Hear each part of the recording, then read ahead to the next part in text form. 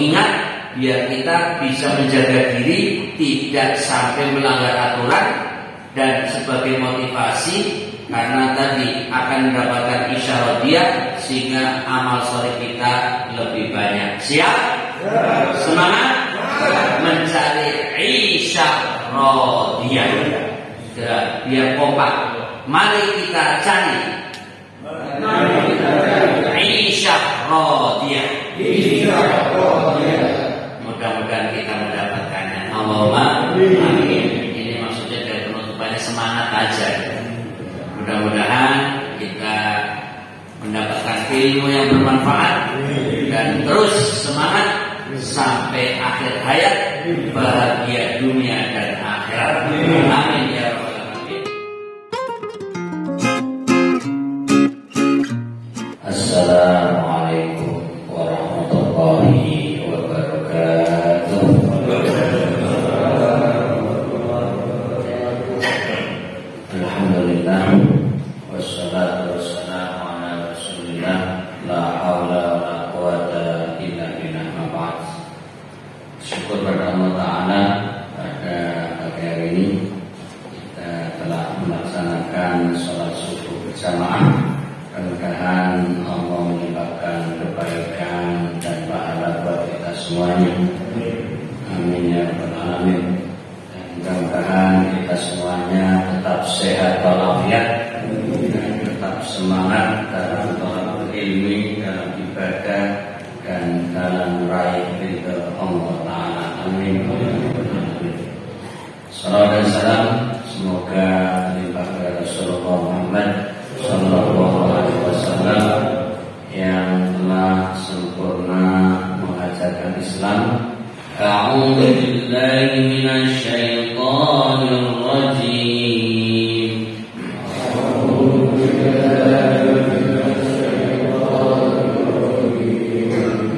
Bismillahirrahmanirrahim.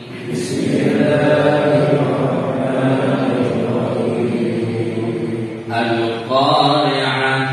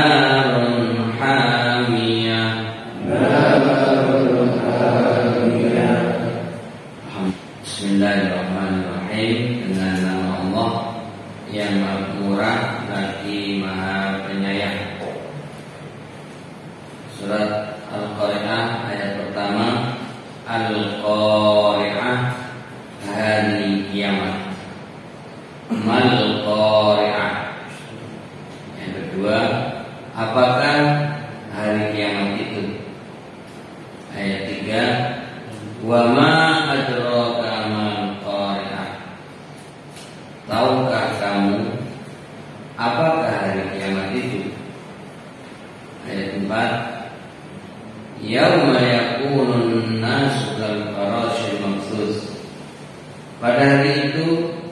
manusia seperti anai-anai yang bertebaran. Ayat 5, wa takunul jibalu kal'ihnil manfush, dan gunung-gunung seperti bulu yang dihambur-hamburkan. Ayat 6, fa amma man thaqulat mawazinu, adapun orang-orang yang berat timbangan kebaikannya. Ayat 7, fa huwa fi 'ishatir radiyah, mereka berada dalam kehidupan yang memuaskan. Ayat 8, wa amma man khaffat mawazinu, dan orang-orang yang ringan timbangan kebaikannya. Ayat 9, fa ummuhu hawiyah, maka tempat kembalinya adalah neraka hawiyah. Wa ma adraka ma hiya. Ayat 10, dan tahukah kamu apakah neraka hawiyah itu? Narun hamiyah. Ayat terakhir, ayat 11, yaitu api yang sangat panas. Jadi 3 ayat pertama ini menjadi kata-kata pembuka untuk perhatian, khususnya kepada Nabi Muhammad SAW, yang kemudian tentunya untuk para umatnya ketika membaca surat Al-Qari'ah. Ayat 4 sebagai jawaban sekaligus penjelasan untuk menggambarkan tentang Al-Qari'ah, yaitu kiamat.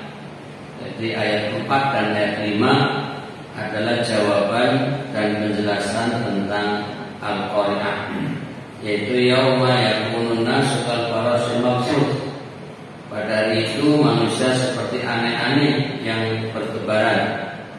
Wa takunul jibalu kal'ihnil manfush, dan gunung-gunung seperti bulu yang dihambur-hamburkan.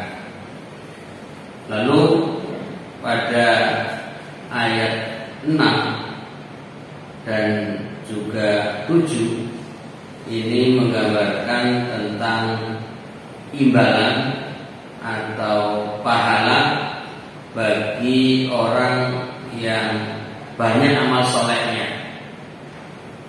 yaitu dengan gambaran fa amma man thaqulat mawazinu, adapun orang-orang yang berat timbangan kebaikannya.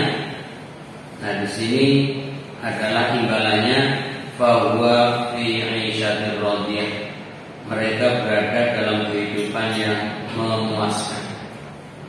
Kemudian pada ayat 8 dan bahkan sampai ayat terakhir 11 ini adalah imbalan atau bahkan disebut sanksi hukuman bagi mereka yang timbangan kebaikannya ringan. Wa amma man khaffat mawazinu, dan orang-orang yang ringan timbangan kebaikannya. Nah, ini tempatnya fa ummuhu hawiyah, maka tempat kembalinya adalah neraka hawiyah. Sebenarnya kalau sampai ayat 9 ini sudah terjawab, tapi rupanya masih ada hal yang perlu dijelaskan oleh Allah. Apa itu hawiyah? Sehingga ditanyakan kepada Nabi, wa ma adraka ma hiya, dan tahukah engkau ya Muhammad apakah neraka hawiyah itu? Maka Allah menjawab sendiri setelah bertanya kepada Nabi Muhammad dengan penutupan narun hamiyah, yaitu api yang sangat panas. Selesai pembahasannya, kita tinggal mengembangkan makna-makna yang terkandung di dalam ayat-ayat tersebut. Kita mulai dari syarah mufradat. Al-Qari'ah, salah satu nama hari kiamat. Kalau menggunakan kata salah satu berarti banyak ya nama-nama hari kiamat. Kalau kita hitung ada 17 nama di dalam Al-Quran ya, nama-nama hari kiamat. Bahwa Al-Qari'ah ini yang sebenarnya artinya ketukan keras ya, ketukan keras. Kita bisa membayangkan ya di dalam gambaran Al-Qari'ah yang singkatnya kita terjemahkan sebagai hari kiamat. Tapi mungkin kalau kita gambarkan seperti gempa ya, gempa ataupun bisa saja gunung yang meletus ya, karena digambarkan sebelum gunung meletus pun penuh dengan getaran-getaran, ketukan-ketukan, goncangan-goncangan. Ya, seperti ini barusan kita menyaksikan ya, letusan atau istilahnya erupsi di Gunung Semeru ya, itu kita bisa melihatnya dan bisa menyaksikan dari berbagai tayangan ya, melalui video-video yang diambil. Itu menggambarkan juga suasana yang mencekam ya, atau yang terdekat dari kita juga Gunung Merapi. Nah, itu juga biasanya juga sebelum terjadinya erupsi atau letusan itu ada getaran-getaran, guncangan-guncangan seperti ketukan-ketukan. Itu sederhananya adalah Al-Qari'ah yang masih level ringan, tapi kenyataannya cukup mengerikan, membuat suasana mencekam, bahkan menjadikan sekitarnya rusak, parah, hancur, bahkan bisa menelan korban jiwa. Ya mungkin bagi kita yang agak jauh dari lokasi kayaknya hanya mendengar berita biasa saja gitu. Tapi bagi mereka yang betul-betul mengalami suasana ya pas ada erupsi, ada apa itu namanya, istilahnya kalau biasanya di Merapi itu apa yang asap tebal itu, wedhus gembel. Nah ini kalau kita perhatikan dari dalam ayat ini, ketika menggambarkan apa itu Al-Qari'ah, itu digambarkan kal faroshil mabthus ya, itu digambarkan aneh-aneh yang bertebaran.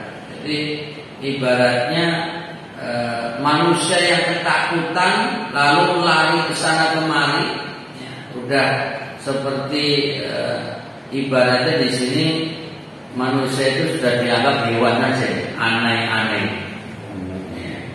Ya, aneh-aneh itu apa, laron ya. Artinya sudah manusia menjauh, lari, itu yang hanya menggambarkan satu peristiwa. Ya kita bisa menyaksikan di warga sekitar Semeru ya, atau yang dulu umpamanya di sekitar Merapi, bahkan Merapi sendiri sekarang juga ikut-ikutan Semeru. Nah, Batuk juga, bahkan ada beberapa gunung lain juga ikut-ikutan. Ya, ini Allah alam, ini banyak ya peristiwa-peristiwa yang ya, di sekitar gunung ini mulai pada ketar-ketir, kekhawatiran terjadi letusan-letusan. Nah pada ayat 5 itu, ataupun kalau kita baca di Syarah Mufradat ya, kita akan mendapati gambaran tadi, ibaratnya wedhus gembel itu kal ihnil mangkush, itu bulu yang dihambur-hamburkan.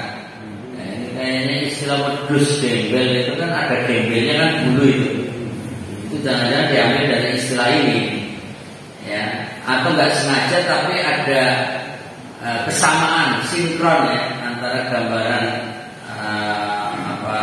asap tebal yang berwarna putih lalu digambarkan bagaikan wedhus gembel ya.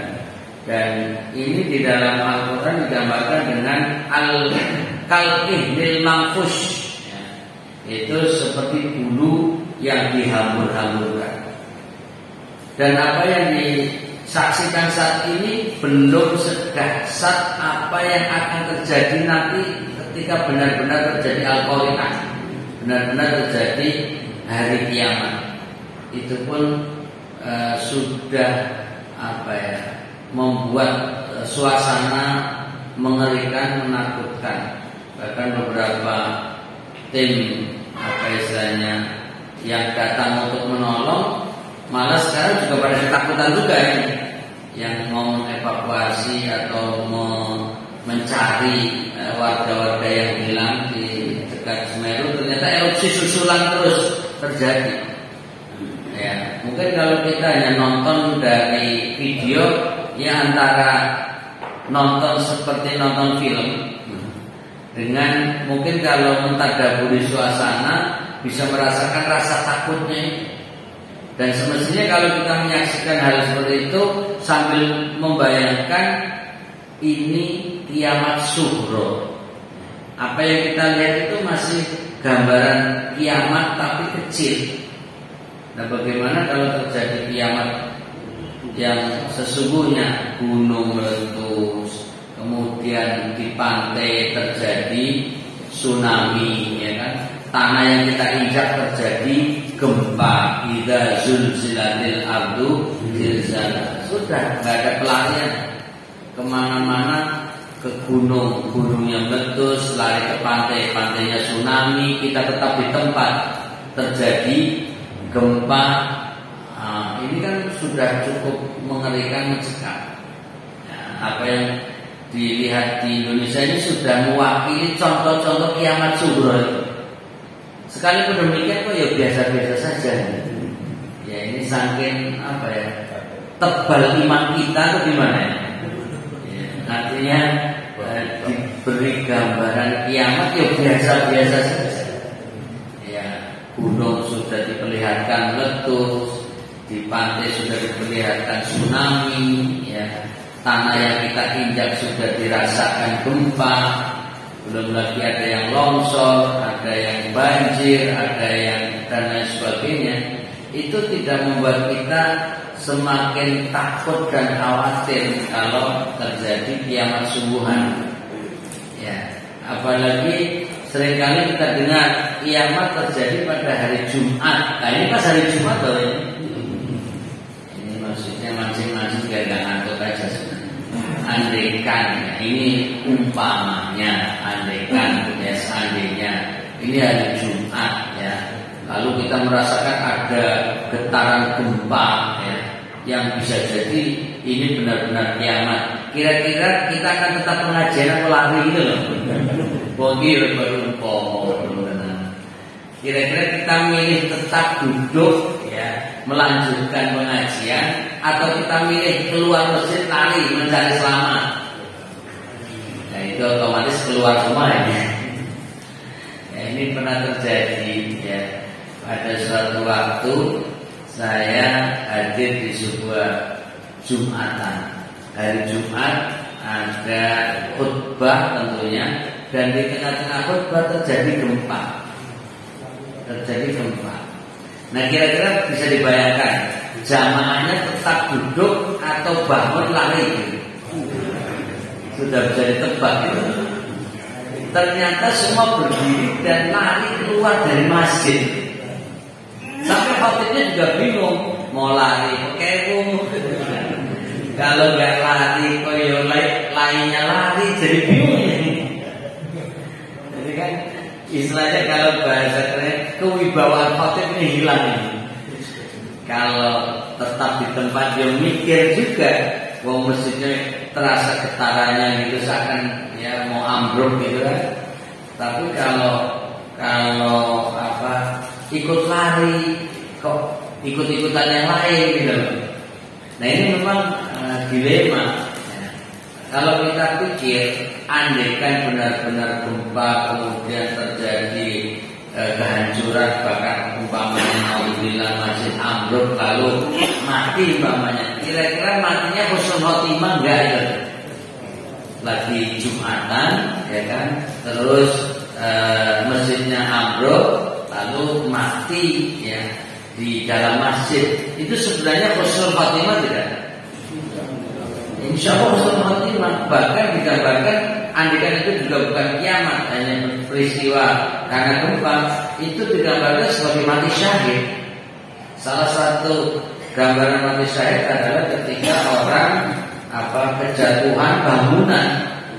Ya, tentunya kalau orang sholat Jumat atau sedang mendengarkan khutbah Jumat, berarti orang Muslim, ya kan? Wala tamutunna illa wa antum muslimun. Janganlah kalian mati kecuali dalam keadaan Islam. Ini kan lagi sholat Jumat, ya, terjadi gempa, lalu katakanlah ambruk, lalu mati. Ya, katakanlah mati massal. Tapi teorinya itu mati syahid semua. Dan husnul khotimah. Tapi spontan orang tidak mencari husnul khotimah malah. Tidak mencari mati syahid karena lari. Lari itu kan artinya menyelamatkan diri biar tidak mati gitu kan. Nah ini faktanya seperti itu. Makanya tadi saya guyonan umpamanya. Ini gempa, masjid getar, gitu. Ini lagi pengajian. Andaikan kita tetap di sini lalu benar-benar terjadi gempa dasar, ambruk, kita mati, berarti kita mati syahid husnul khotimah. Kira-kira kita mau pilih itu atau lari gitu. Nah, karena belum ada bukti ya nggak bisa jawab lah. Mau jawab lari rapena, mau jawab tetap dia mikir mati itu loh masalahnya. Pokoknya ini dilema. Tapi saya betul-betul mengalami itu. Jadi masjid betul-betul bergetar gitu. Dan itu spontan. Jamaah bangun, yang ngantuk pun bangun. Ternyata Al-Qari'ah yang digambarkan itu bisa dirasakan, mencekam kalau kita benar-benar merasakan itu. Tapi kalau kita baca surat Al-Qari'ah dalam suasana yang sejuk di pagi hari, mata redup, ngantuk, orang bergetar, ya sudah tenang saja. Seperti Al-Qari'ah itu tidak membuat getaran hati, Al-Qari'ah tidak membuat kita lebih menyadari untuk persiapan menghadapi kiamat. Ya, yang jelas-jelas terjadi di sekitar gunung Semeru, di Gunung Merapi dan di beberapa gunung lainnya, itu sebenarnya sudah cukup menggambarkan betapa ganasnya. Ya, di antaranya wedus gendel tadi. Jadi ini kalau Ibnul Mahfuz itu orang yang kena, yang kejatuhan itu langsung ya gosok. Makanya itu ada yang cerita viral itu antara ibu dan anak, namanya siapa itu? Rumini. Ya, Rumini. Nah itu cukup viral. Itu karena katanya karena tidak meninggalkan ibunya yang dalam keadaan memang lemah, malah melindungi ibunya dan mati bersama. Sementara keluarga yang lain melarikan diri dan selamat. Nah itu ya Allah alam. Teori hukum itu kalau ngerti hukum itu mestinya mengambilnya adalah akhafud dororen. Akhafud dororen yaitu mengambil yang lebih ringan dari dua hal yang berbahaya. Kemudian kalau kita lihat di dalam ayat-ayatnya yang secara mufradat tadi al-faros atau sebentar wama adraka mal qari'ah. Sebenarnya tadi sudah kita baca berulang-ulang, tapi kita baca lagi. Tahukah kamu apakah hari kiamat itu? Nah, mestinya tahukah kamu apakah al-qari'ah itu? Nah, mestinya tidak langsung diterjemahkan hari kiamat, tapi tahukah kamu apakah al-qari'ah itu?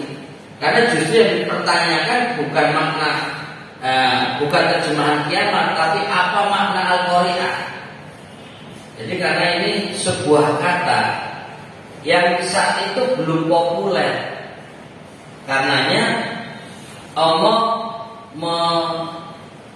menyampaikan kata Al-Qari'ah. Kemudian setelah dilontarkan kata Al-Qari'ah yang bisa jadi itu kosakata baru, maka dipertanyakan mal Qari'ah, apakah Qari'ah itu? Jadi seakan-akan Nabi Muhammad SAW yang menerima wahyu pun tidak langsung paham makna Al-Qari'ah.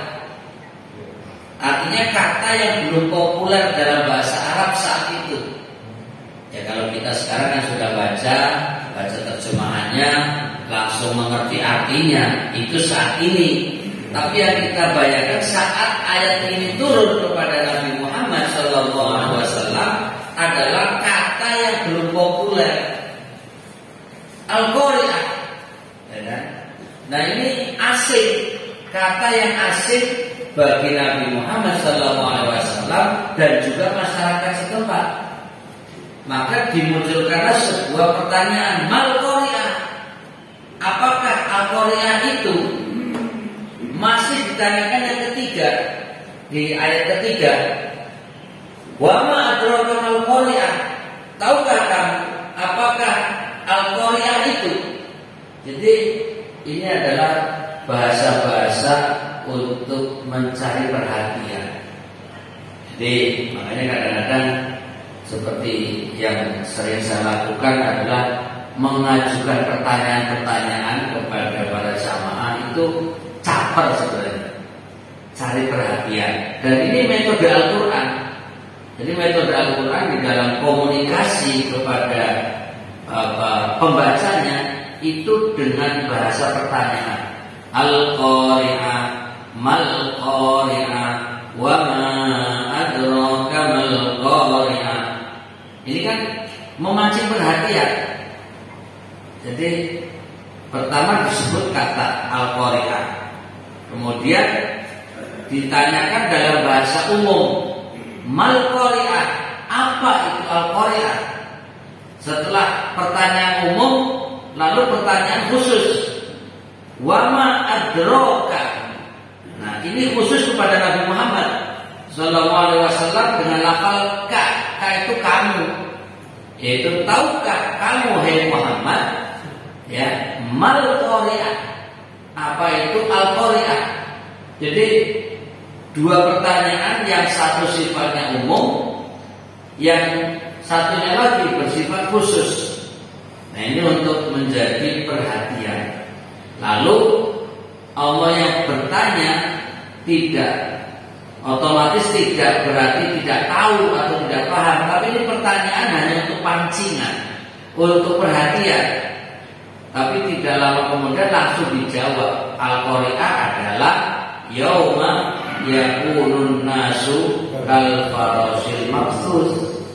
Itu pada hari itu manusia seperti aneh-aneh yang bertebaran. Yaitu kalau hari kiamat benar-benar hancur, ya, buminya rusak, hancur semuanya, sehingga manusia berterbangan, ya, terpelanting ke sana kemari sampai digambarkan bagaikan laron. Masya Allah, saking kecilnya dan terpelanting kemana-mana. Ya kalau kita sudah dengar gambarannya seperti itu, ini guyonan lagi pertanyaan-pertanyaan. Kira-kira kita milih mati pas kiamat atau mati sebelum kiamat? Ya jelas kullu nafsin dha'iqatul maut. Setiap yang punya pasti mati. Tapi hampir-hampir orang yang usianya sudah tua sekalipun, ya, orang yang tanda kutip sudah sakit parah pun, kalau ditanya siap mati, ya nggak mau mati, nggak siap mati. Seharusnya kita ini mengingat batasan umur standar Nabi, ya itu loh. Ya, Nabi itu umurnya berapa? 63 tahun hitungan kalender Qamariyah Hijriyah. Tapi kalau kalender kita Masehi Syamsiah pakai matahari itu 61 tahun lebih 4 bulan. Tapi Nabi masih memberi kelonggaran. inna umra ummati ma baina sittina wa sab'in. Sungguhnya umur umatku antara 60 sampai 70. Ya sudah, kita hitung itu sendiri. Hanya ada orang yang benar-benar siap malah justru beli kain kafan. Kira-kira ada nggak Bapak Ibu yang siap mati lalu beli kain kafan taruh di rumah gitu? Kalau perlu taruh di mana yang selalu kita bisa melihatnya. Nah ini gambaran kiamat. Ya, mengingat waktu saya persingkat. Jadi kesimpulannya orang yang baik ya dan kebaikannya banyak sehingga timbangannya berat, itulah akan mendapatkan fi 'isyatir radiyah, yaitu mendapat kehidupan yang radiyah, yaitu memuaskan, yang mendapatkan ridho dari Allah Ta'ala. Nah ini silakan kita sering-sering evaluasi diri, bermuhasabah. Paling tidak sebelum tidur hari ini, sejak bangun sampai sekarang mau tidur, amal soleh yang sudah dilakukan apa saja, dan kira-kira lebih banyak atau lebih sedikit dibandingkan maksiat yang dilakukan. Tapi insya Allah kalau di sini itu wajah-wajah yang akan meraih isyah radiyah semuanya. Kehidupan yang memuaskan, maksudnya jannah. Itu yang ringan timbangannya, tempatnya adalah hawiyah. Jadi hawiyah ini menjadi tempat yang mengerikan. Tapi rupanya kata hawiyah ini juga masih kosakata baru. Jadi dalam surat Al-Qari'ah ini ada dua kata yang merupakan kosakata baru bagi Nabi Muhammad SAW atau bagi bahasa komunikasi masyarakat saat itu, yaitu kata Al-Qari'ah dan kata hawiyah. Karenanya ketika sudah terjawab orang yang amal solehnya sedikit atau ringan timbangannya, fa ummuhu, ummu itu ibu, artinya di sini tempat kembali, karena ibu menjadi tempat kembali induk. Ya. Itu tempatnya hawiyah. Tapi kok ternyata masih ada tambahan ayat penutup. Wa ma adraka ma hiya. Nah, jadi tahukah engkau ya Muhammad apa itu, apa dia? Jadi ma hiya tapi ditambahi ha. Jadi sebenarnya ma apa hiya, ma hiya apa itu hawiyah, gitu kan? Lalu ditutup dengan kata narun hamiyah, yaitu api yang sangat panas. Masya Allah. Jadi mudah-mudahan ayat-ayat semacam ini menjadi pengingat kita sekaligus menjadi motivasi. Pengingat biar kita bisa menjaga diri tidak sampai melanggar aturan, dan sebagai motivasi karena tadi akan mendapatkan isyah radiyah sehingga amal soleh kita lebih banyak. Siap?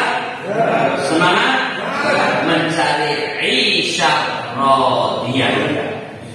Biar kompak. Mari kita cari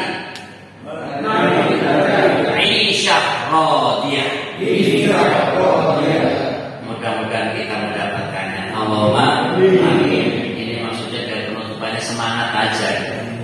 Mudah-mudahan kita mendapatkan ilmu yang bermanfaat dan terus semangat sampai akhir hayat, bahagia dunia dan akhirat. Amin ya rabbal alamin.